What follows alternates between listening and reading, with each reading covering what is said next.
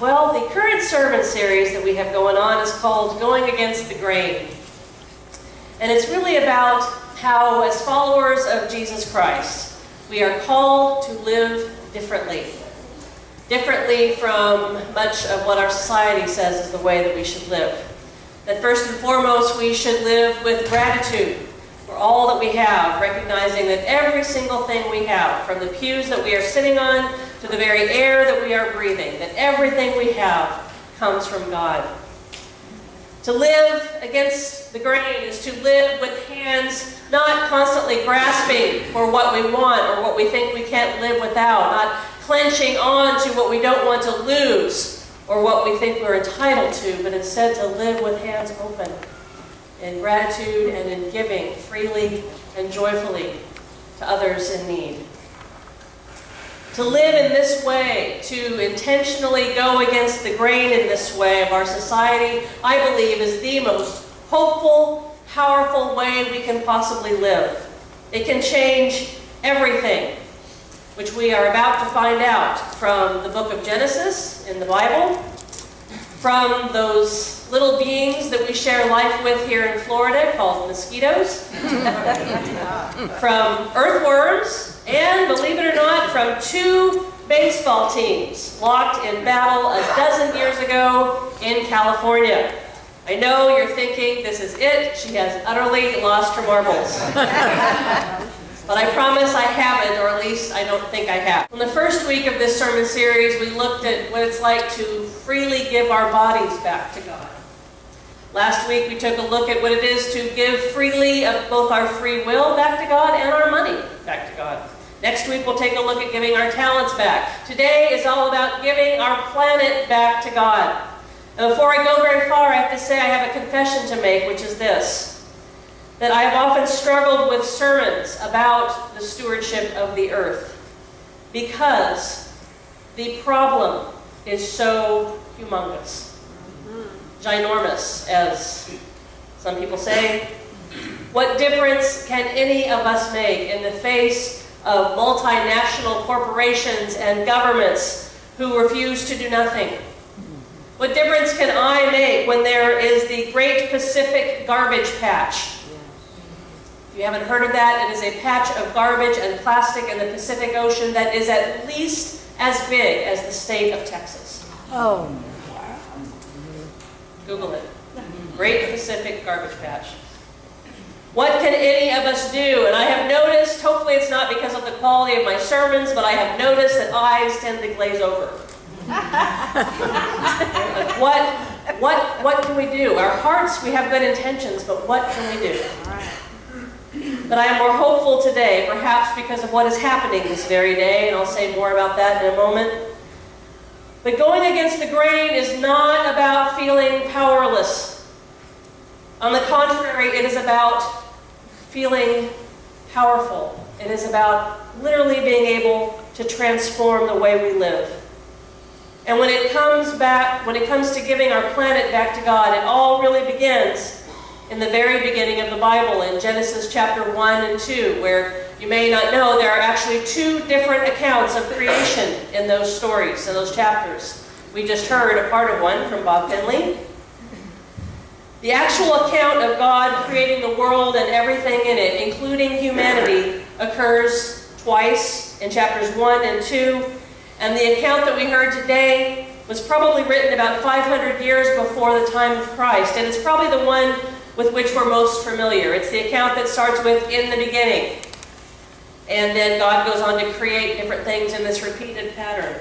God creates something and then sees that it is good.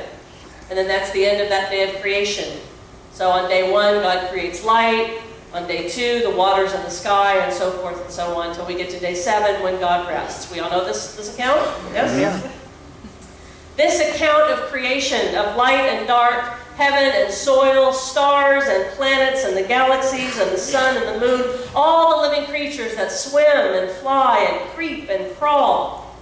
All of these things told in Genesis 1 point us toward the very first thing we can do to give our planet back to God. And that is to live our lives with reverence. It's a very old-fashioned word. How often, as we go about our busy days, do we really stop and notice the world around us? To live with attention and reverence is the beginning of gratitude. It's the beginning of understanding.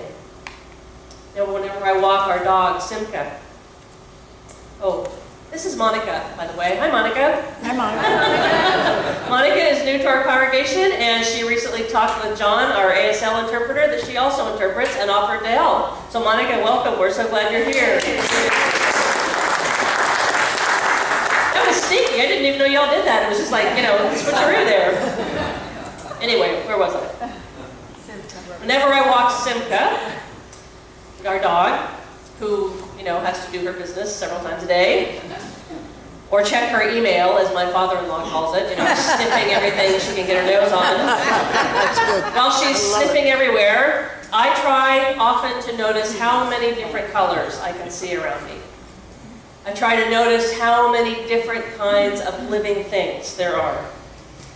Jeremiah's smiling. We often share, dog habits, as Minnie and Mamie also go out there with Simka, and they all check their email together.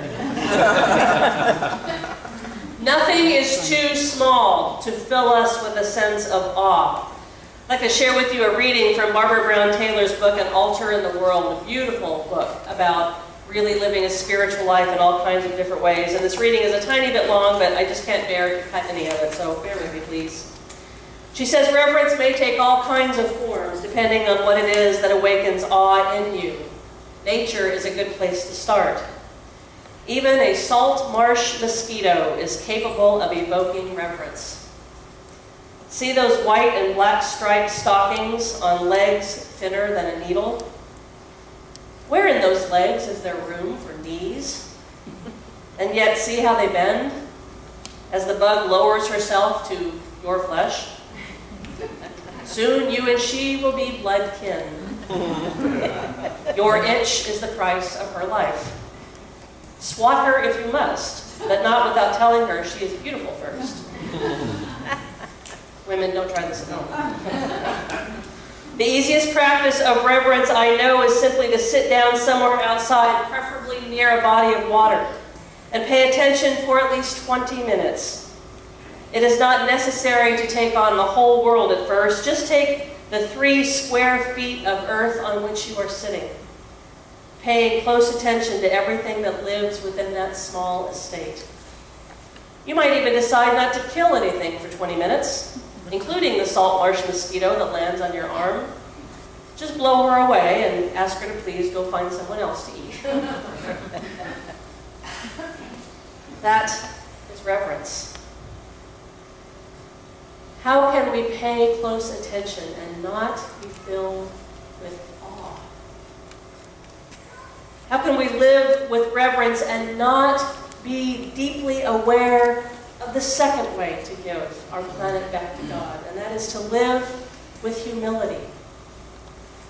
As I mentioned in New Dimensions, which is our weekly email, I wrote this last Wednesday, I said, it's very interesting to note the placement in the creation story of human beings in Genesis chapter 1.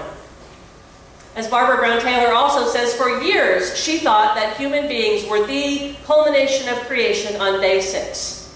Days 1 through 5 were the light and the dark and the water and then day 6, God created humankind, and then on day 7 God rested. Except that it didn't happen that way. One day she realized that day 6 actually begins with the creation of land animals, cows, to be specific, and then wild beasts, and then a general gang of creeping things. We come after cows. And speaking of creeping things, let's consider earthworms for a moment, shall we? All of us sitting in this room, we can send an email message zipping from here to Timbuktu in 10 seconds. We can thrust satellites into orbit, and we can put people on the moon, and yet we are utterly, completely dependent on the creeping, slimy little bits of flesh that we put on fish hooks. Earthworms. Earthworms are hermaphrodites, meaning that they exhibit both male and female characteristics. They could fit right in here. I knew she was going to say something. They dramatically contribute to soil structure, to movement of water and nutrients and plant growth. Generally, where earthworms do not exist, there is no healthy soil. And when there is no healthy soil, guess what doesn't grow? Nothing. Plants. Food. And guess who starves when food doesn't grow? All of us. We in this room are dependent on our lives for earthworms, by earthworms, on earthworms. We are dependent on honeybees, whose colonies are collapsing everywhere. Yep. And yet if they are not there to pollinate, we will starve. Where did we get the idea as human beings that it was okay to live as arrogantly as we do? All of us, myself included. It's true. I was reminded of this when Sarah Helen and I were on vacation. We were at the beach, and we were so blessed by a veritable herd of manatees. 7 of them Oh my. came swimming close enough to the water that we could walk along with them for the longest time. It was amazing. Wow. I'd never seen a manatee up close, let alone 7 of them. And I thought, here are these beautiful creatures. They don't hurt anyone or anything. All they do is live. And yet, find me a manatee that doesn't have a deep scar on it from a propeller from one of our boats. Yep. Or how many manatees have died. Yep. We are no more important in God's world than anything else. But like earthworms and like honeybees, we have a critically important role to play. The problem, though, is that the role we have chosen to play too often because we think the Bible says we have to or we should is the wrong role. And here's what I mean by that. In Genesis 1, we have 3 commands. The first one is be fruitful and multiply. Check. Got that one? I think we've pretty much covered that, right? Yep. The earth is pretty much stretched to capacity. Then there are 2 other commands. Have dominion over the earth and subdue the earth. And I think that at the rate of consumption of natural resources, we have just about dominioned and subdued ourselves to our doom. Yeah. Yep. But in Genesis chapter 2, there is a different command. Verse 15 says, the Lord God took the man and put him in the Garden of Eden to till and keep it. To till and keep it. The verb for till in Hebrew is abad. And in 17th century language from the King James Version, which is generally where we get this translation, they translated abad as till because really in the 17th century, what else did you do with the earth? But the really clearer meaning, more accurate meaning of abad in Hebrew is to serve. And the verb following it is to protect or to guard. Meaning that the more accurate translation is that we are here to serve and to protect creation. Yes. And maybe let go of dominioning it and subduing it quite so much. All right. But then this leads us to the question, what can each of us possibly do to save the earth, to serve the earth, to protect the earth when we've got Texas floating out in the Pacific? And this, I think, is where our eyes start to glaze over, right? Yep. If you're like me, you say, well, I recycle. That's great. That's a great place to start. But then after that, I don't know about you, I just start to feel like, oh, it's hopeless. And wow, thank God I'm almost 50 because, I won't live to see Miami sink. Maybe not. Am I the only one who ever thinks that? But upstairs there, we have AJ, and we have Brinley, and sometimes we have McKinley and Zachary, and we have children I haven't met up there yet today. And we have our young people here. We have Francis and Anthony and Matt and Austin, and we owe them a better future than Miami underwater. Yeah. And since I'm supposed to be the minister of the gospel, the good news, I want to share with you where I found hope this week. So, Sarah Helen and I have often been plagued by the problem that I bet many of you have, plastic bags at the grocery store. All right. We took on the very daunting task of cleaning out our garage. Pray for us, please, it's ongoing. And we just had this huge mass of plastic bags that we had been saving because we wanted to recycle them. Well, we finally got around to taking them to the Publix recycling container for plastic bags. And we finally remembered to put all of the cloth bags that we've had forever in the garage. We have to put them in the car so we could take them to the grocery store because we always forget. And it was pretty cool. It was like, wow, you know, when you use cloth bags, you only have to carry in about 5 of them instead of 15 plastic bags full of like 1 item each. You know they do? But then there we were, you know, taking groceries out of the cloth bags, putting them away, and I just had this wave of really, honestly, of what good does this do, truly? In the face, the magnitude of the problem, what good does it do? And right then, I kid you not, I had this memory that I'm going to share with you. Marianne, it's good that you're back because this is the story you want to hear. Marianne's been trying to figure out all weekend what baseball has to do with the sermon. I had this memory, and many of you know I'm not a sports person. I'm really, really not. I had to look up on Wikipedia how to describe to you what I'm about to describe. I truly did have this experience. Thank God for the internet. So in 2002, this really does relate to the sermon, I promise. In 2002, the San Francisco Giants made it into the National League Championship Series against the St. Louis Cardinals. The tickets were impossible to get, and friends of mine somehow did, and I got to go. I had never been to a baseball game. You know, I was going for the garlic fries. That's exciting. But you know what? It was really fun, especially because we won the game. We won the National League Championship Series. I mean, there were fireworks everywhere. I mean, San Francisco went insane. It was really, really cool. And for the first time, I was actually kind of interested. I was like, oh, okay, I get it.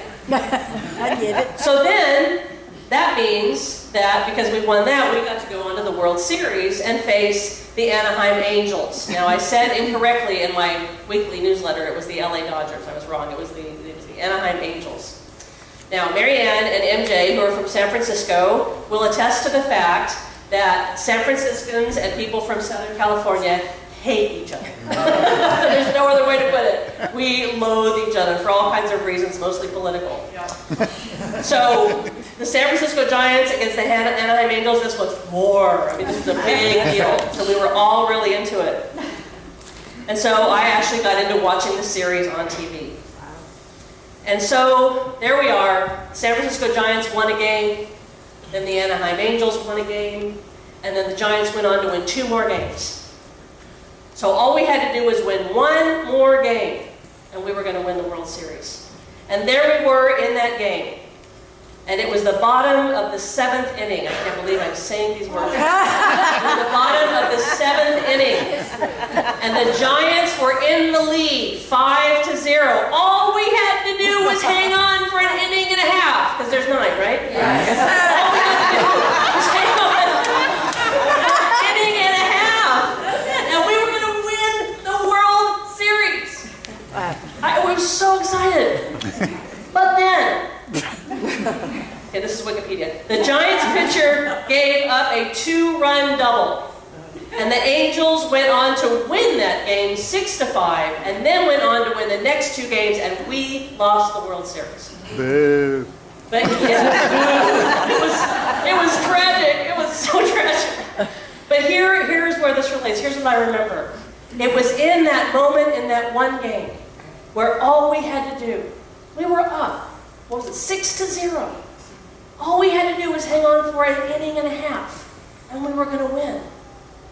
But the Anaheim Angels knew that too. And although my heart was devastated, I have to say, I watched in really kind of just awe. Because what happened is the energy of the crowd was just raised up. The Anaheim folks, it just got bigger and bigger and bigger and bigger. And they generated whatever it was that those players needed. Yep. And I literally watched on TV as the whole tide turned because of their energy and their enthusiasm and their noise and their absolute refusal to lose. Mm-hmm. It turned the whole thing. I had this memory while we were doing the grocery bags, and I realized we have enormous power to turn the tide. Yes. We, above all people, should know this. There was a small group of people in the 1950s called the Mattachine Society. They were the first people who started the movement we benefit from today. There was that little group of brave drag queens and kings in the bar at Stonewall in 1969, and because they started the tide turning, along with the Mattachine Society, you and I today get to actually go places in the world where we can be legally married, where we can even have MCC, where we can have gay-straight alliances in our schools. These things were unheard of in their time, but they started the wave, and it kept on going, and it turned, and look where we are today. This is the power we have. This is the power we have. We can turn the tide. Switching out the grocery bags made me feel like an actual tide turner.